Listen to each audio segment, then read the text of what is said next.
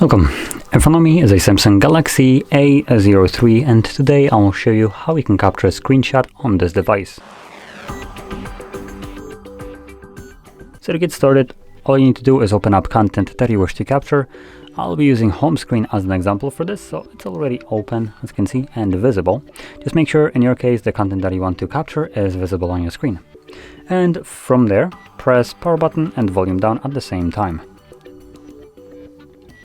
You'll get this kind of flash with the pop-up of editing and sharing the screenshot, which disappears after a moment. Now, once it does, you can find it in your Photos application, or gallery as Samsung calls it, and it will be visible right at the front, right here.